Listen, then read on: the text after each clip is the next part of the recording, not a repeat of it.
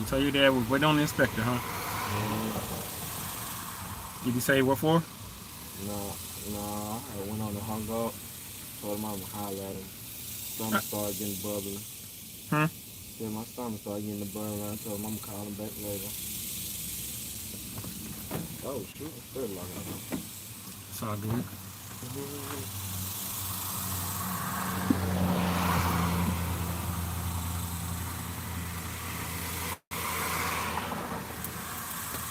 So what you think so far after these 2 little days?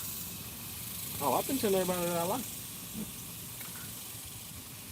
Different? Yeah, it's different. I ain't used to draw like this, but yeah, I like it. You say you never had a job like this? Nah, I'm doing all this.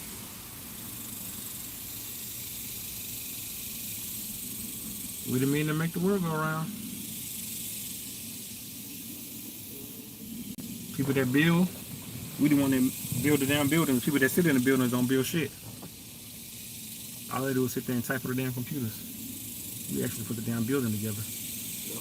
Keep the shit going. You know?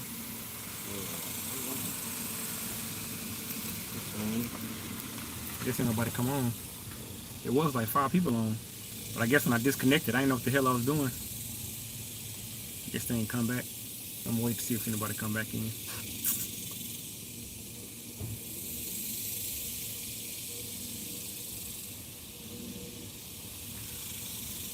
Oh man.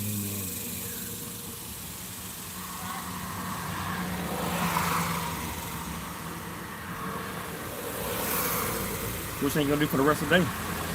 I don't know. Right now, use the restroom and take a shower. Chill. Yeah, probably so.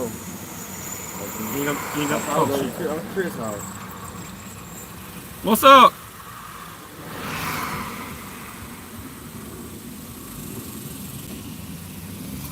Hey man, it depends on what type of roughing or what type of trimming you're doing.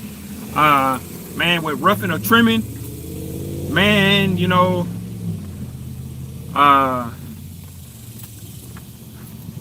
let me see. It depends on kind of roughing or trimming that you're doing, man, because depending on if you're doing like commercial roughing or commercial trimming. Okay, so residential trimming or residential roughing. Man, main thing is having the right tools, man. And then also too, when you have your tool pouches, how you have your tool pouches set up, you know, because you can easily grab the tools, you know. Or if you need to get your B cap, you got your B caps in one pouch, you got your screws in one pouch. So, or if, you know, if you're doing, if you running that wire through them wood studs, making sure you got all the auger bits, you know.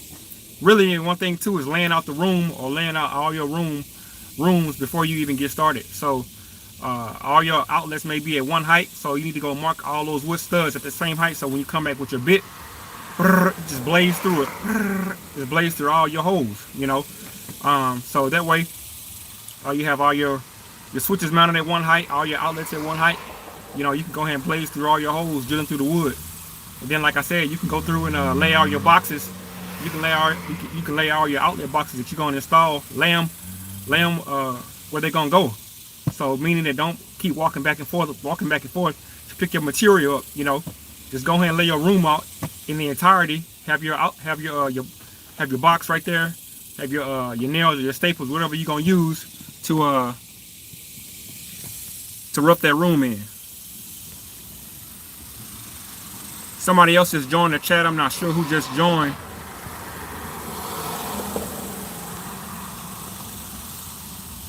It's my first time using this, so kind of bear with me.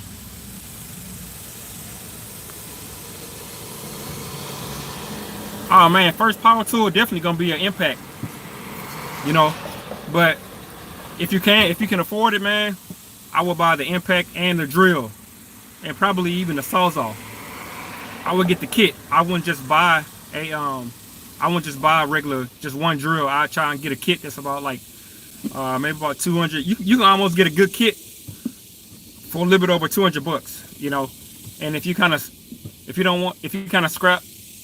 strapped for cash, for money, you know, go to Craigslist And it's a lot of people on Craigslist that sell stuff at almost half the cost of what you get it at Home Depot.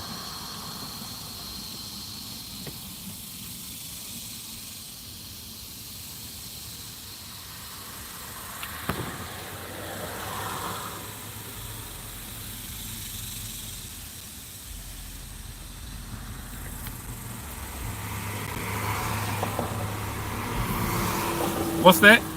Oh, you say nice? Oh, okay, yeah.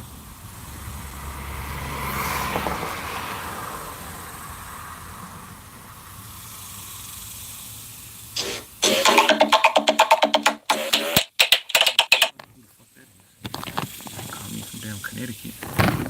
God damn.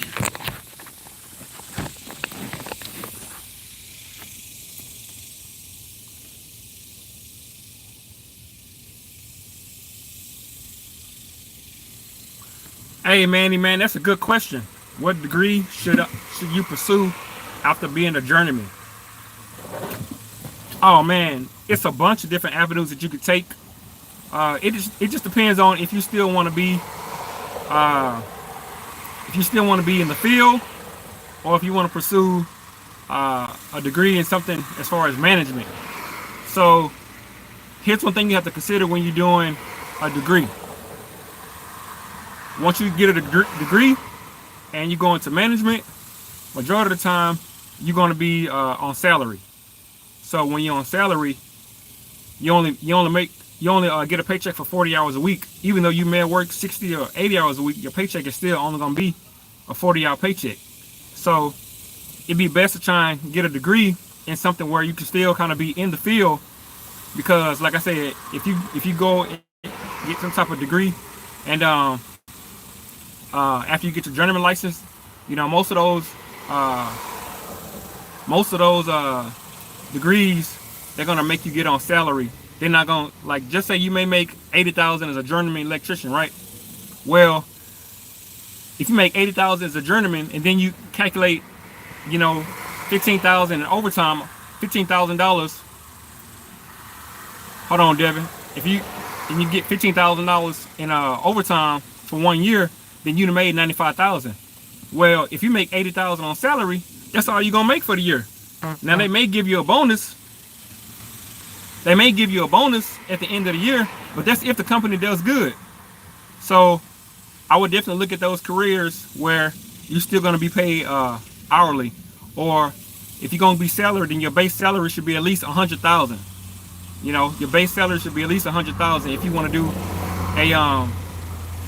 a different type of career outside of being a journeyman. Let me see. Let me go back to that one question. So, will TDLR accept out-of-state electrical hours at 6,000 hours? New Jersey. Man, that's a good question. I don't think they're going to accept those hours. That'll be something you got to call, man. You got to call TDLR to see, because I don't think they're going to accept those hours like that, you know, because in Texas and New Jersey, the way we do things is different. So your 6,000 hours that you have is currently based in New Jersey, and the way they interpret the code up there is differently from the way we interpret the code down here. So I don't think those hours will transfer. So, but that'll be something you need to contact TDLR about. Hey, Austin, man, what's up?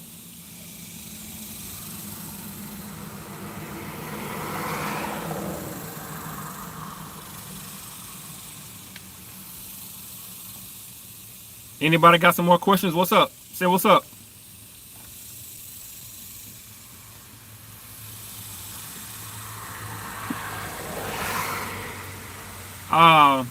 I don't know anything about a limited electrical license. There may be something that's in another state, but we don't have that down here.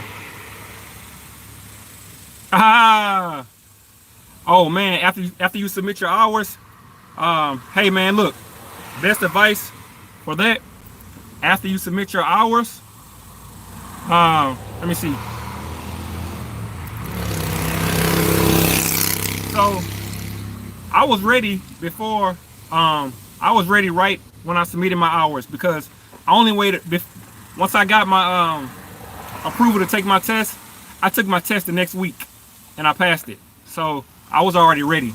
So I like to think you should take your test right when it's fresh on your mind.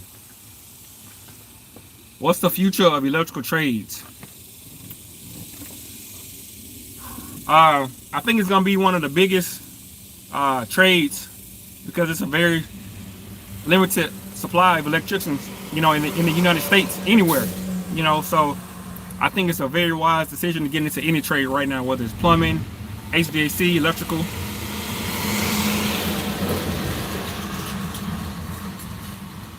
Let's see what else we got.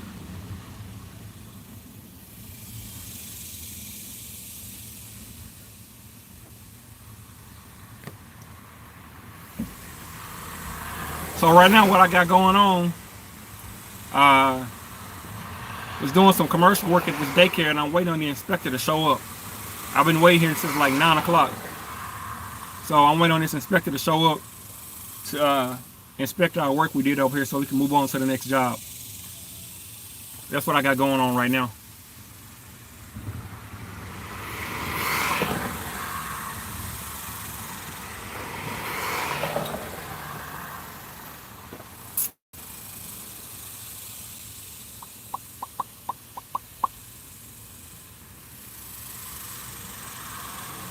Alright, so it says, how does bidding work?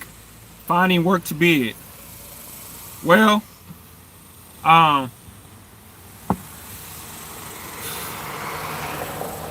your online presence is definitely going to be your best bet for finding new business. Because most people, they look online for people, within the area. Facebook, Instagram, Google, all these new platforms that are coming up. So building a business and having your online presence, having all your information on there, what skills you offer, that's going to be your best bet. And as far as bidding, that takes time because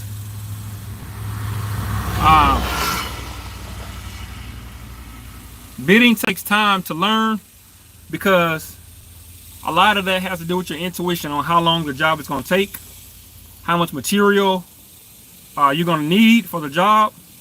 And so it's good, if you can get a little bit of practice with doing that. But first off, you got to be in the trade for a good amount of years to, get that intuition on how long a job is going to take, how much pipe you're going to need, how much wire you're going to need, how many guys you're going to need, how should I price this job.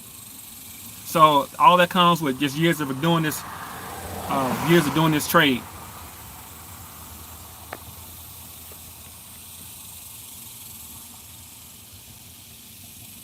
Hey Manny, man, I'm definitely going to keep going. I just been swamped with a whole bunch of calls. And so, yeah, that's why I haven't really been posting too many videos just of lately because it's been real hectic, man, as far as doing all this work.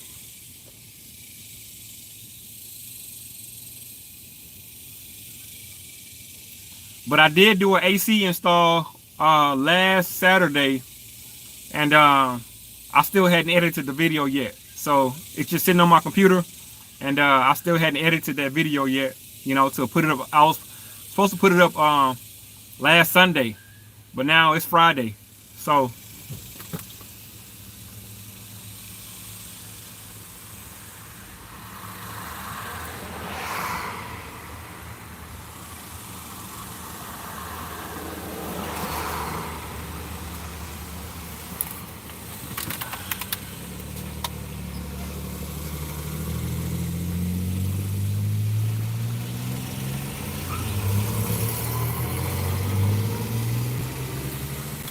like I said, so right now, man, I'm just taking it easy, waiting for this inspector to show up. So I decided to hop on here, go live for a second, say what's up to everybody. Hey, I'm gonna give a giveaway on a Vito tool bag. I'm gonna give a giveaway on the Vito tool bag. So, and how I'm gonna choose it? I'm gonna choose it based upon my day one subscribers who've been following the channel. So anybody that's been following the channel since day one, That's who I'm gonna decide who's gonna get the Vito tool bag.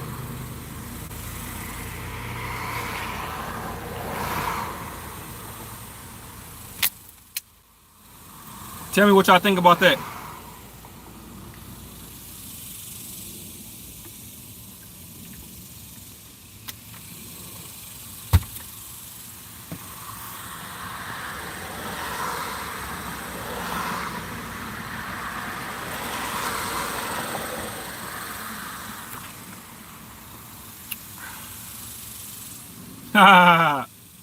Thanks, Austin.